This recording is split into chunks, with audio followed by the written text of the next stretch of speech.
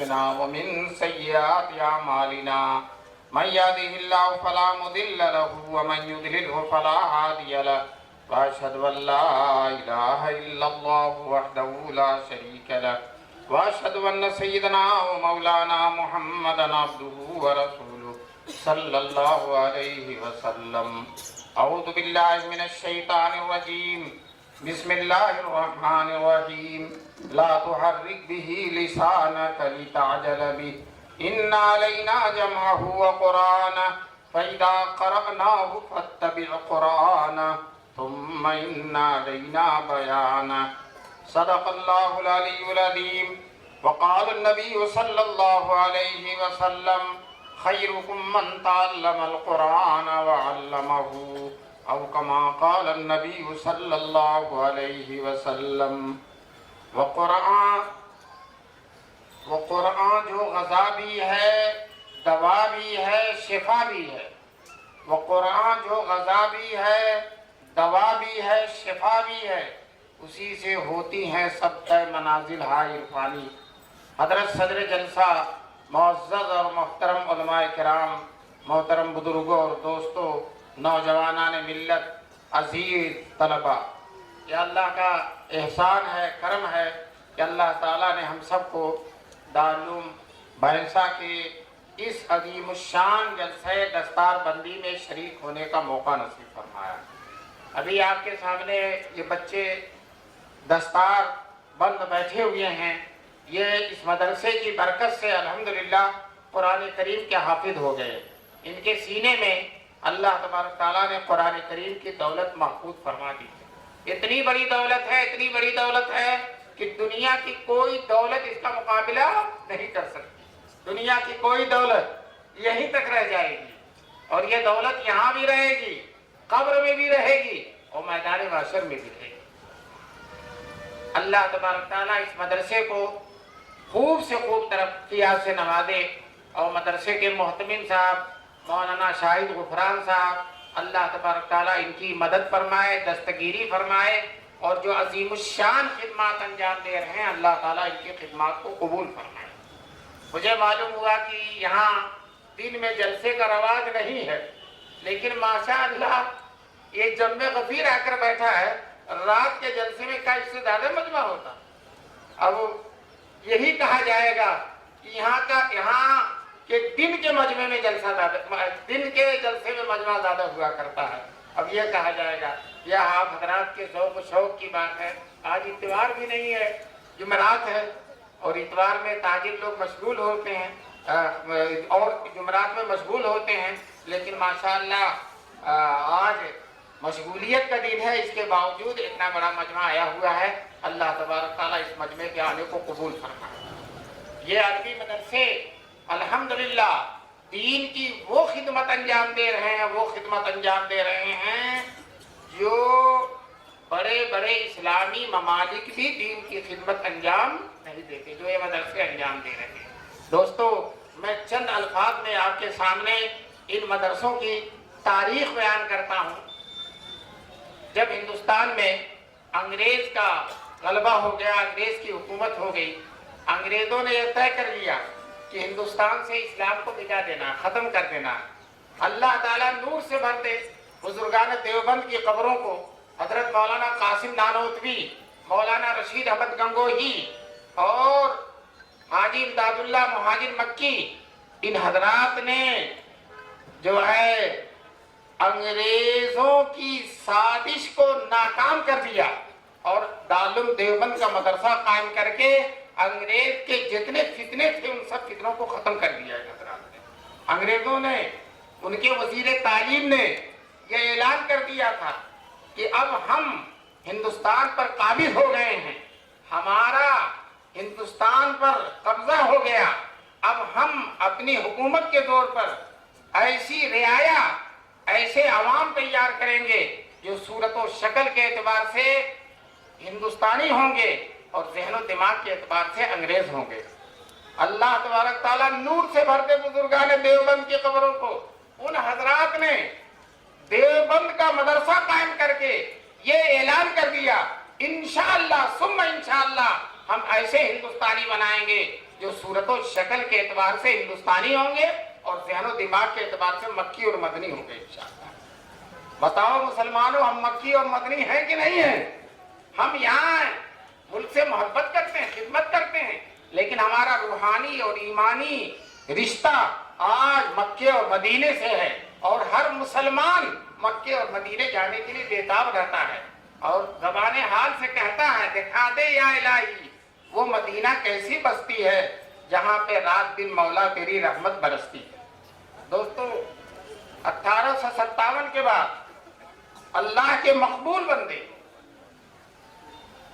راتوں میں تہجد کے وقت اٹھ کر گرم گرم آنسو بہاتے تھے، روتے تھے کہ اے اللہ ہندوستان میں اسلام کی حفاظت کی کوئی سبیل پیدا کرنا ہے۔ 1857 کے بعد مسلسل 10 سال تک یہ تہجد میں روتے رہے، گرم آنسو بہاتے رہے۔ دوستو 10 سال کے بعد اس وقت کے جتنے بڑے بڑے اولیاء اللہ تھے سب کے دلوں میں اللہ تبارک تعالیٰ نے الہام ڈالا کہ دین کی حفاظت کی یہی شکل ہے کہ ایک مدرسہ قائم کیا جائے۔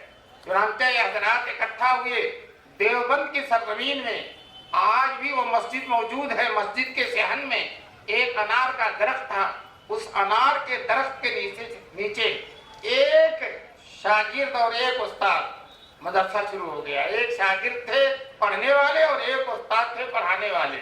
دوستو شاگرد کا نام بھی محمود اور استاد کا بھی نام محمود، اور الحمدللہ اس مدرسے کے 150 سال سے کارنامے بھی محمود ہیں۔ دوستو ابھی محرم کے مہینے میں مدرسہ کھلتا ہے اور رمضان آتے آتے دورے تک کی تعلیم ہو جاتی ہے، اور طلبہ صرف دیوبند کے نہیں، مظفر نگر کے نہیں، سہارنپور کے نہیں، سمرقند و بخارا کے طلبہ، کابل و قندھار کے طلبہ اور دور دراز ملکوں کے طلبہ آگے۔ اس زمانے میں نہ ریڈیو، نہ ٹیلی ویژن، نہ اخبار، لیکن اللہ کی رحمت کے فرشتوں نے اعلان کر دیا اے علوم نبوت کے پروانوں، چلو دیوبند میں علوم نبوت کا چراغ جل گیا۔ دوستو درجوق طلبہ مختلف ملکوں سے آتے رہے۔ ابھی دارالعلوم دیوبند کو قائم ہوئے صرف 7 سال ہوئے تھے۔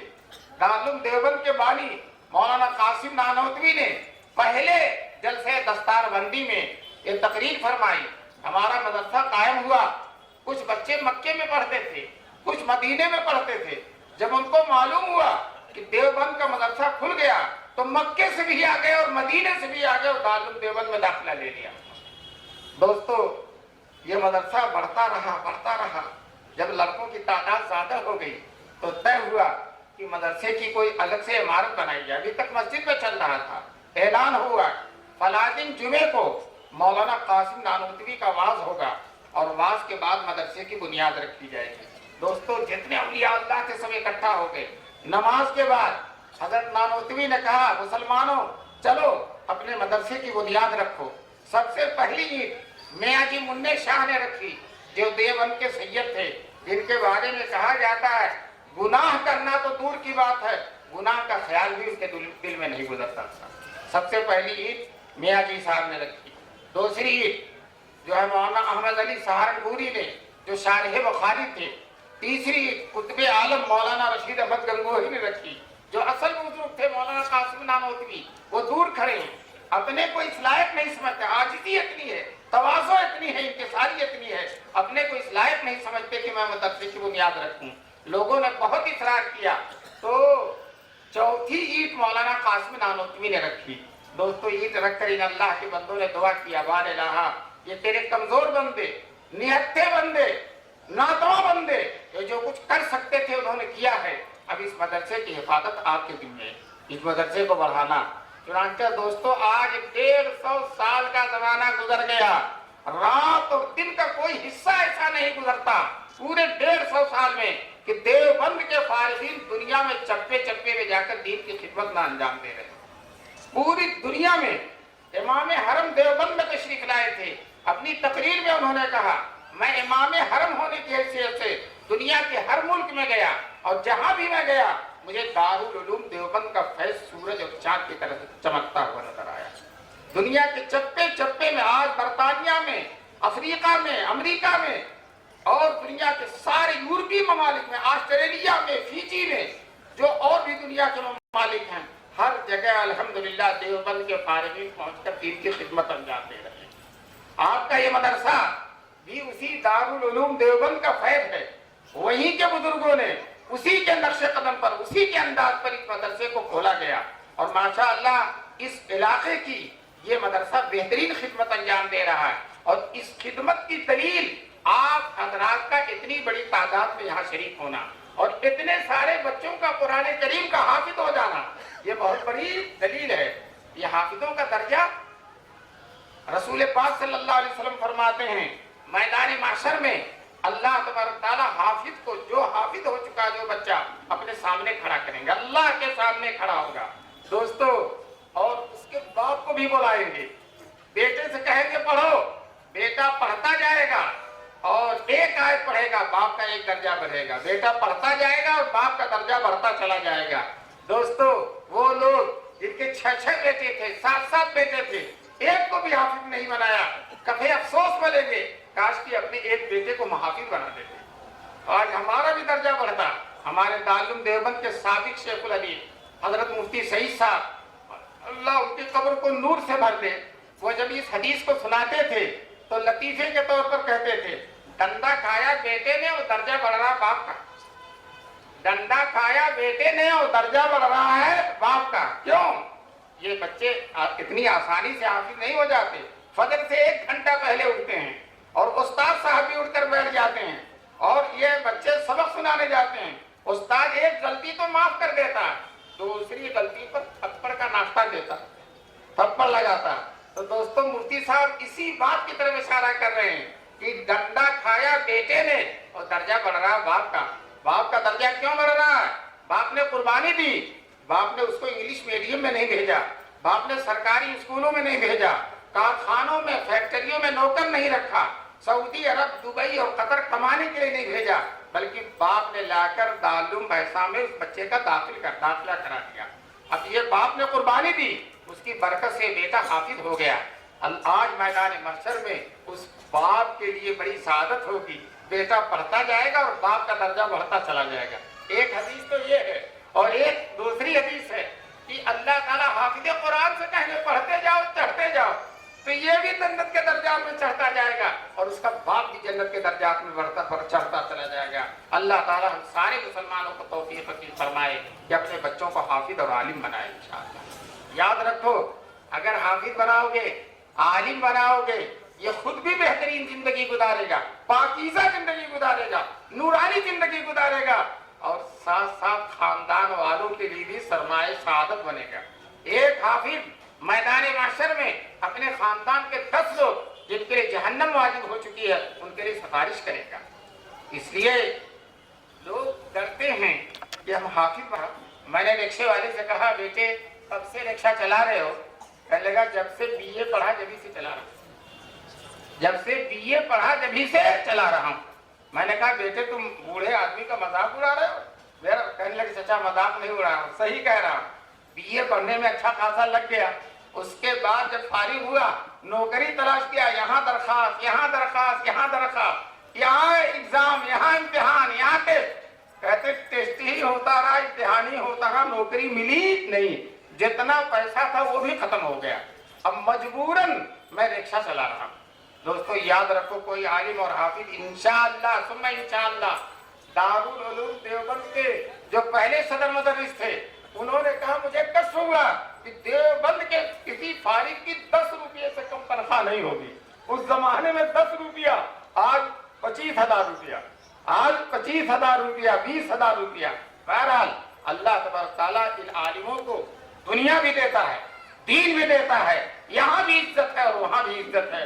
میں نے بتایا ہمارے دارالعلوم دیوبند میں شیخ الحدیث تھے حضرت مولانا حسین احمد مدنی رحمۃ اللہ علیہ، ان کی تنخواہ 500 روپے تھی اور روزانہ 50 مہمان کھانا کھاتے تھے، ان کے دسترخوان پر 50 مہمان کم سے کم تھے۔ دیوبند میں شہر کے لوگ جو ہے اپنے بھی مہمانوں کو لا کر حضرت کے متبرک دسترخوان پر بٹھا دیا کرتے تھے، اور جو ہے 50 مہمان اوسطاً ہوتے تھے، اور سالن، پتلا سالن اور روٹی، لیکن اتنی لذت اس میں ہوتی تھی۔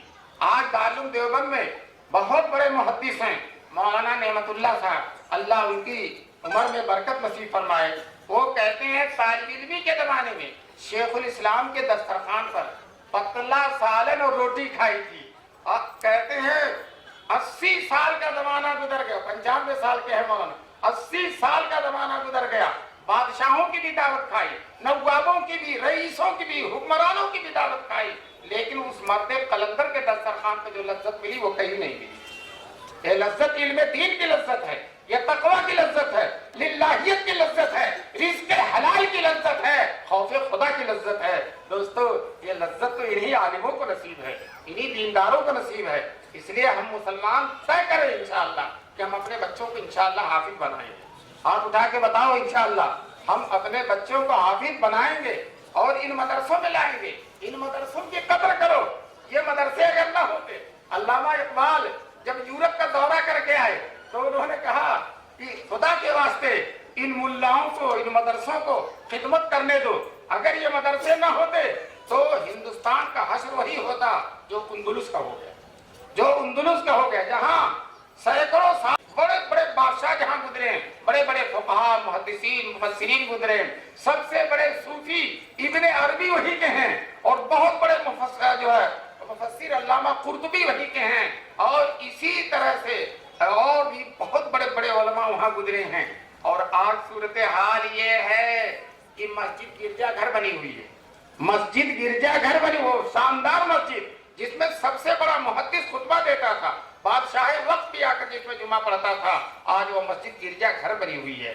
دوستو الحمدللہ اس ہندوستان میں ان مدرسوں نے دین کو بالکل سنبھال دیا، اور سچ کہتا ہوں آج دارالعلوم بھینسہ کے اس کمرے میں اور مدرسے میں، درسگاہ میں وہی دین اسی شکل میں پڑھایا جا رہا ہے جو آج سے 1400 سال پہلے حضور نے مکہ اور مدینہ میں صحابہ کو بتایا تھا۔ وہی قرآن، وہی حدیث، وہی شریعت، وہی عقائد، وہی ایمان، وہی اعمال آج بھی ان مدرسوں کے اندر پڑھائے جا رہے ہیں۔ انہوں نے دین کو 100% زندہ رکھا ہے۔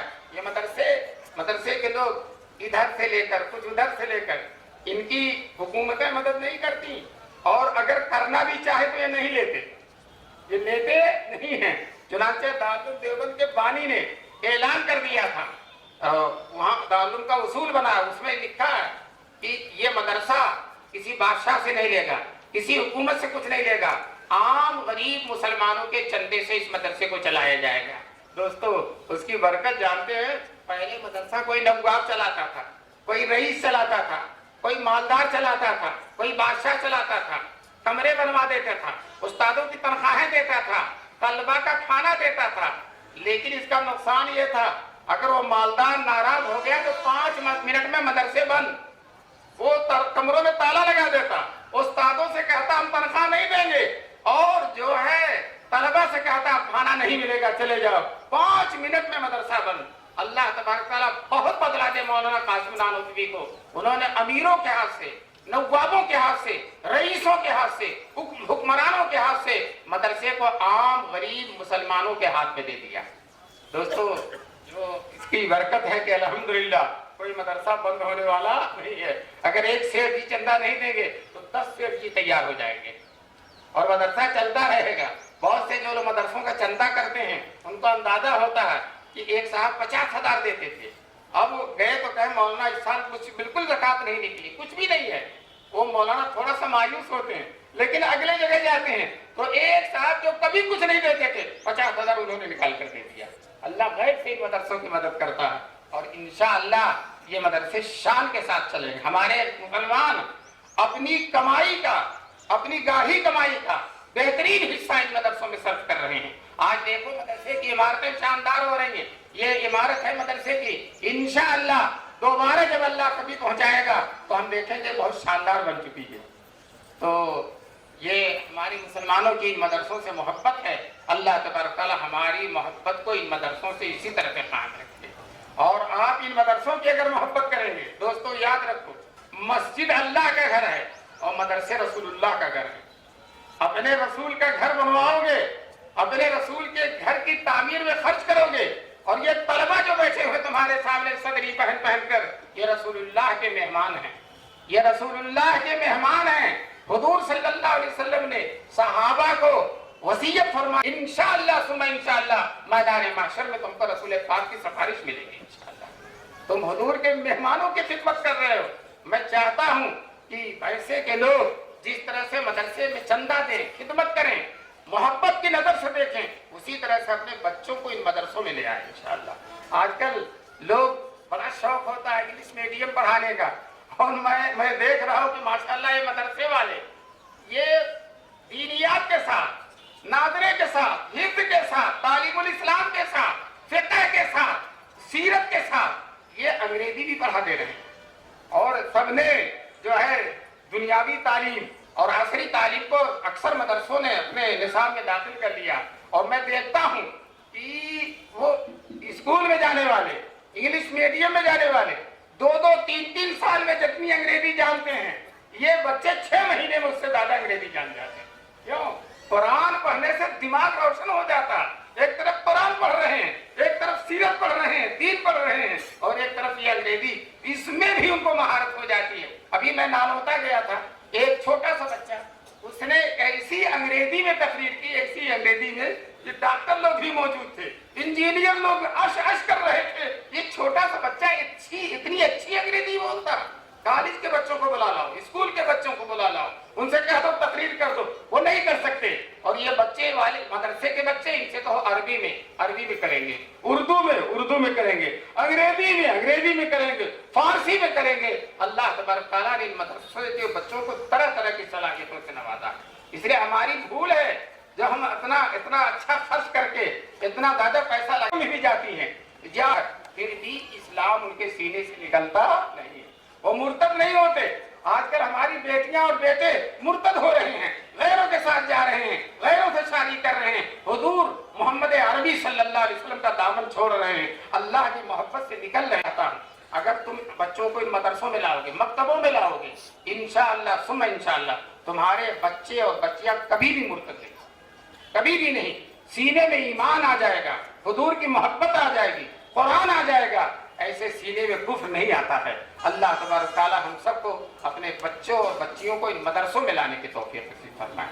मैं मदरसे के जिम्मेदारों को दिल की गहराइयों से मुबारकबाद देता हूँ कि आपकी खिदमत का अदीमुश्शान नमूना, ये 12 बच्चे हैं, कितने बच्चे? 12 बच्चे जिनके सरों पर दस्तार फजीलत बनी है, हिफ्ज़ की 12 बच्चे हाफिज हुए हैं। अगर भैंसा की सारी दौलत सर्फ कर दी जाए तो दोस्तों वो दौलत इन 12 बच्चों की दौलत का मुकाबला नहीं कर सकती। मा इंदकुम यनफद व मा इंदल्लाहि बाक़, जो तुम्हारे पास हो तो खत्म हो जाएगा, तुम्हारी तिजारत भी, कारोबार भी, कारखाना सब खत्म हो जाएगा। और वो मा इंदल्लाहि, और ये बच्चे जो हाफिज होकर अपने कारनामे को अल्लाह के पास बढ़ा चुके हैं, ये हमेशा बाकी रहने वाला है। अल्लाह तबारक तआला हम सबको दीनी समझ नसीब फरमाए।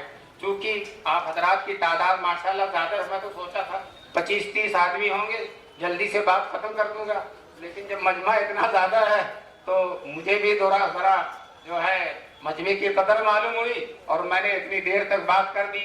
वरना मौलाना ने मुझसे कहा था कि 1:30 बजे जलसा खत्म हो जाएगा, और माशाल्लाह 1:30 बजे मुझे बैठाया, कहा 1:30 बजे जलसा खत्म हो जाएगा, और 1:30 बजे मुझे बैठाया। तो बहरहाल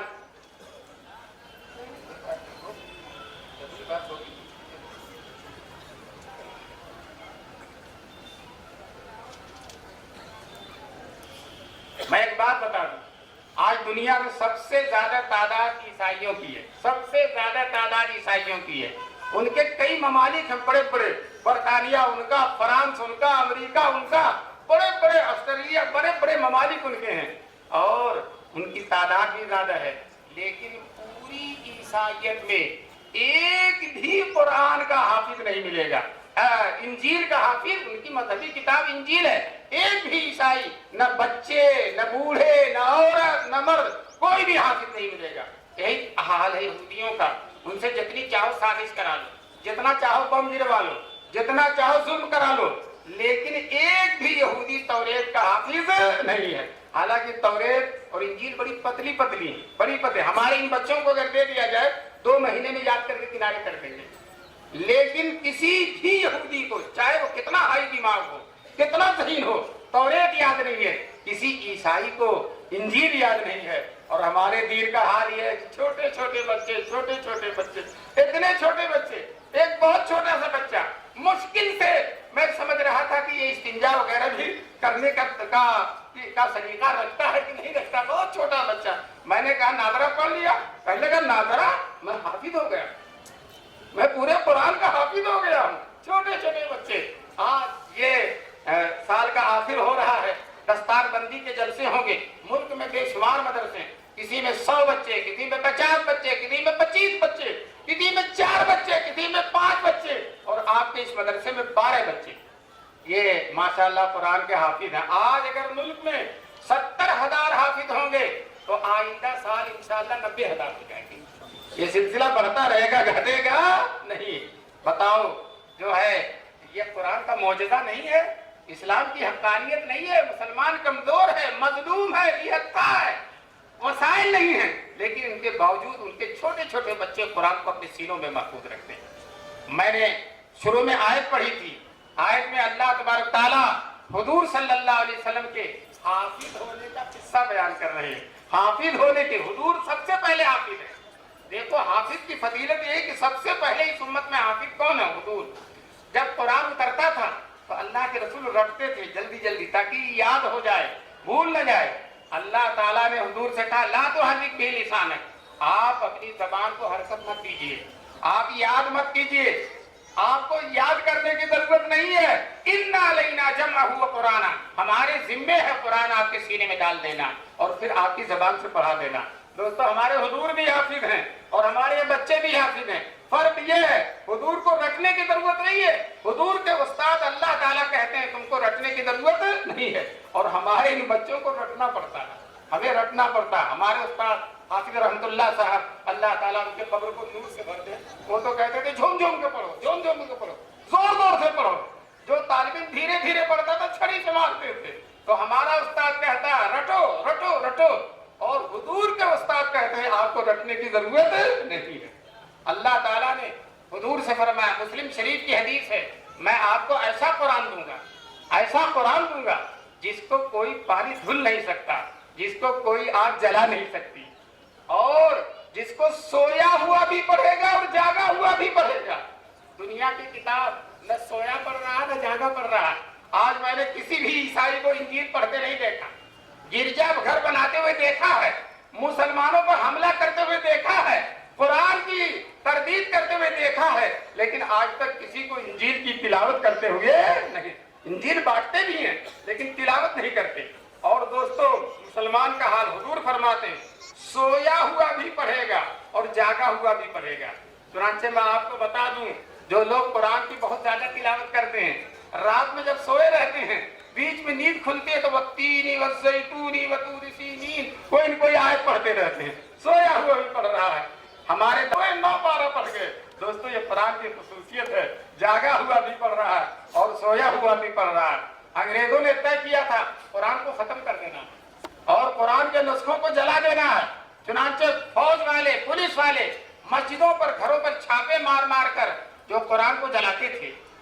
دیوبند کے قریب پانی پت ہے, وہاں ہر گھر میں بچہ حافظ ہے, ہر بچہ حافظ, بیٹی بھی حافظ, بیٹا بھی حافظ, بیوی بھی حافظ, شوہر بھی.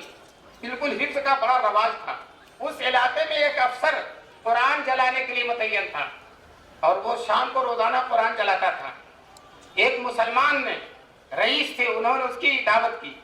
وہ آ گیا دعوت میں. جب دعوت کھا چکا تو کہا کہ ہمارے یہاں دستور ہے کوئی بچہ, کوئی معزز مہمان جب ہمارے یہاں دعوت کھاتا ہے تو ہم اس کو اپنا قرآن سناتے ہیں, آپ سنو گے؟ تو وہ انگریز اپنی ٹوٹی پھوٹی اردو میں کہتا جی ہم سنے گا, ہم سنے. اس نے محلے کے چھوٹے چھوٹے چھوٹے بچوں کو اکٹھا کر دی, 20 بچے, یہ سب حافظ ہیں, جس سے چاہو سنو.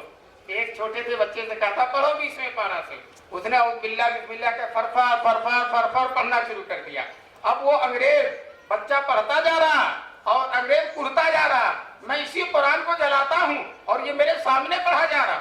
اس نے روب ڈالنے, جو روب اپنا روب گاٹنے کے لیے کہا کہ غلط پڑھ رہے ہو. وہ بچہ سینہ تان کے کہتا چچا صحیح پڑھ رہا ہوں. جس کو قرآن یاد ہوتا ہے اس سے چھپتا اور دبتا. تو دوسرا بچہ کھڑا ہوا, چچا تم نے غلط ٹوکا, صحیح پڑھا. تیسرا کہہ رہا ہے صحیح پڑھا.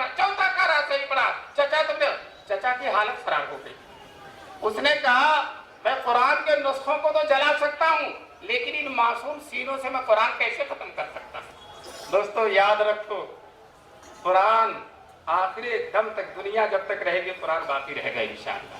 قرآن کو کوئی طاقت ختم کرنے والی نہیں ہے۔ ہمارے حضور صلی اللہ علیہ وسلم نے عرفات کے میدان میں دعا کی تھی، اے اللہ میری امت قیامت تک باقی رہے۔ دعا کیا کی تھی؟ غور سے سنیے، میری امت قیامت تک باقی رہے۔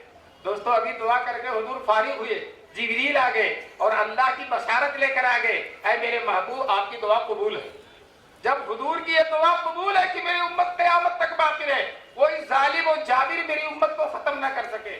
دوستو اس مقبول دعا کے بلبوتے پر کہتا ہوں، اس ملک میں، اس دنیا میں کوئی رہے یا نہ رہے، ہم تو قیامت تک رہیں گے انشاءاللہ۔ ابھی دیکھا نا، 50 سال کے ظلم کے بعد، 50 سال اتنا ظلم کہ روک کے کھڑے ہو جا رہے ہیں، لیکن اچانک دیکھا تو روحانی، نورانی اور منور صورتیں سامنے آ گئی، اور اللہ تبارک تعالیٰ نے اہل حق کے ہاتھ میں زمام اقتدار دے دیا۔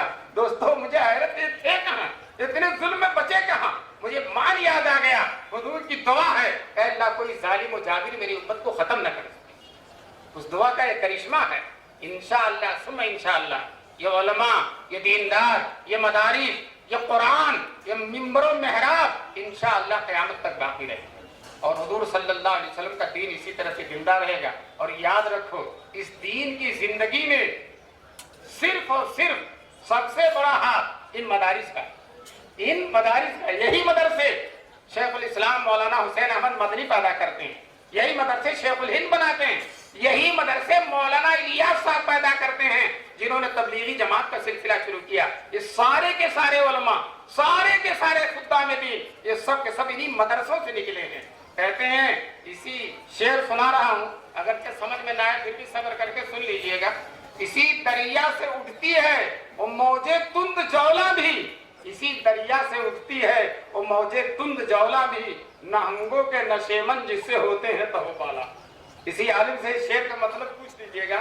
ان مدرسوں سے ایسے لوگ پیدا ہوتے ہیں، شیخ الاسلام پیدا ہوئے، کان پکڑ کر انہوں نے انگریزوں کو ملک سے باہر کر دیا۔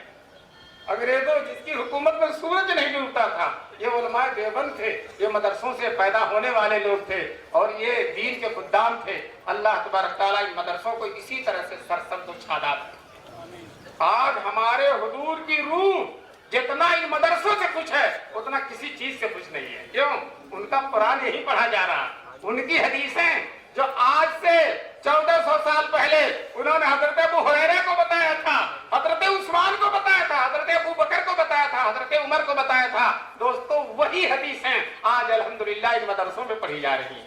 آپ دارالعلوم دیوبند میں چلے جائیے، دارالحدیث نام کی ایک عمارت ہے، دارالحدیث کا مطلب حضور کی حدیثیں اس میں پڑھائی جا رہی ہیں۔ دوستو 1500 1400 1600 بچے ہیں، اور صبح سے ایک محدث آتا بخاری پڑھاتا ہے، ایک ترمذی پڑھاتا ہے، ایک ابو داؤد پڑھاتا ہے۔ ظہر جو ہے دارالعلوم دیوبند میں چھٹی 11 بجے ہو جاتی ہے، لیکن حدیث پڑھنے والوں کی چھٹی 12 بجے ہوتی ہے، اس سے پہلے 12:30 ہو جاتی، اس سے پہلے نہیں ہوتی۔ شاید کہتا ہے، مکتب عشق کے انداز نرالے دیکھے، اس کو چھٹی نہ ملی جس نے سبق یاد کیا۔ ظہر بعد پھر حدیث پڑھتے ہیں، عصر بعد بھی پڑھتے ہیں، مغرب بھی پڑھتے ہیں، عشاء بعد 12 بجے رات تک پڑھتے رہتے ہیں۔ دوستو حضور کی حدیثوں کی اتنی تکرار ہوتی، در و دیوار میں حدیثیں گونج رہی ہیں، در و دیوار میں قرآن کریم کی آیتیں گونج رہی ہیں۔ دوستو یہ مدرسے ہیں، یہ ان مدرسوں کا فیض ہے۔ اللہ تبارک تعالیٰ ہم سب کو ان مدرسوں کی قدر کرنے کی توفیق نصیب فرمائے۔ قدر تو بہت سے لوگ کرتے ہیں، کچھ لوگ ناقدری بھی کرتے ہیں، چلو ناقدری بھی کر لو، لیکن تنقید کرنا جائز نہیں۔ مدرسوں پر تنقید کرنا جائز نہیں ہے۔ کچھ لوگ کہتے ہیں مدرسے کیا کھا رہے ہیں، پی رہے ہیں، چندہ کر رہے ہیں۔ ہم کہتے ہیں تو مدرسہ چلا کے دکھا دے، ایک مدرسہ چلا کے دکھا دے۔ مولانا یوسف بنوری رحمۃ اللہ علیہ بہت بڑے عالم تھے، اتنا مقبول تھے کہ لوگ خود چندہ لا کے دے دیتے تھے، اور بقرعید تک سال بھر کا چندہ ہو جاتا تھا۔ بقرعید کے موقع پر مدرسے کے باہر تختی لگ جاتی تھی، سال بھر کا چندہ آ گیا ہے، اب کوئی صاحب اس مدرسے میں چندہ نہ لائے، دوسرے مدرسوں میں دے، یہاں کا سال بھر کا چندہ خود بخود ہو گیا، یہیں آ کر لوگ دے گئے، اتنی آسانی سے چندہ ہوتا۔ پھر بھی مولانا یوسف بنوری کہتے تھے کہ اگر میں جانتا کہ مدرسہ چلانا اتنا دشوار ہے تو میں مدرسہ نہ کھولتا۔ اتنی چندے کی آسانی، کتنی دشواری ہے۔ ایک لڑکے کو اگر تھپڑ مار دیا، باپ آ کے ناراض ہو رہا ہے، اور جو لڑکا بھاگ گیا، کیوں میرا بیٹا بھاگ گیا، آپ نے پڑھایا کیوں نہیں، طرح طرح کی تنقیدیں، طرح طرح کے حالات، طرح طرح کے مسائل سب برداشت کرتے ہیں اور کڑوے گھونٹ پیتے ہیں، قوم کی تنقیدیں سنتے ہیں، اس کے باوجود مدرسوں کو چلا رہے ہیں۔ اللہ تبارک تعالیٰ ان مدرسوں کو چلانے والوں کو بہترین اجر سے نوازے۔ یہ وارث ہیں، یہ جانشین ہیں رسول پاک صلی اللہ علیہ وسلم، یہ ہمارے بچوں کو ہمارے گھروں سے اٹھا کر حضور کے سینے سے لگا دیتے ہیں، حضور کے سینے سے لگا دیتے ہیں۔ بتاؤ جب حافظ ہو گیا تو اس کا سینہ حضور کے سینے سے لگ گیا کہ نہیں لگ گیا؟ تو یہ مدرسے ہی والے خدمت انجام دے رہے ہیں۔ اللہ تبارک تعالیٰ ان مدرسوں کی خدمات کو قبول فرمائے، اور یہ مدرسہ بھینسا کا جس کے عظیم الشان اجلاس میں آپ شریک ہیں، اللہ تعالیٰ اس مدرسے کو دن دوگنی اور رات چوگنی ترقیات سے نوازے، اور ہم سب کو اللہ تعالیٰ مدرسوں سے محبت نصیب فرمائے۔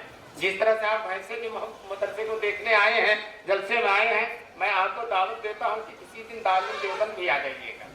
آج ملت کا سب سے بڑا سرمایہ ہے، حضور کے دین کا سب سے بڑا خادم ہے، حضور کے قرآن و حدیث کا سب سے بڑا ناشر ہے، دین کی خدمت کا سب سے بڑا علمبردار ہے، اور پوری دنیا میں دین کی خدمت کا علم جھنڈا لہرائے ہوئی ہے۔ اللہ تعالی ہم سب کو ان مدرسوں کے حق میں دعا کرنے کی توفیق نصیب فرمائے، ان مدرسوں سے وابستگی نصیب فرمائے، اور ان مدرسوں کے دیکھنے کا ذوق و شوق نصیب فرمائے۔ اللہ تبارک تعالیٰ آپ سب حضرات کے اس آنے کو قبول فرمائے، اور یہ جو اتنے علماء کرام بیٹھے ہیں، میں دعا کرتا ہوں کہ اللہ تعالیٰ ان حضرات کے آنے کو قبول فرمائے، اور ان کے فیوض و برکات سے بھینسا کے لوگوں کو اللہ زیادہ سے زیادہ مستفید ہونے کی توفیق نصیب فرمائے۔ ماشاءاللہ میں نے اپنی تقریر میں بھینسا کا اتنا نام لے لیا کہ بھولے گا نہیں مجھے، اب یہ مجھے بھولے گا نہیں۔ وآخر دعوانا ان الحمدللہ۔ نائب محتمم سے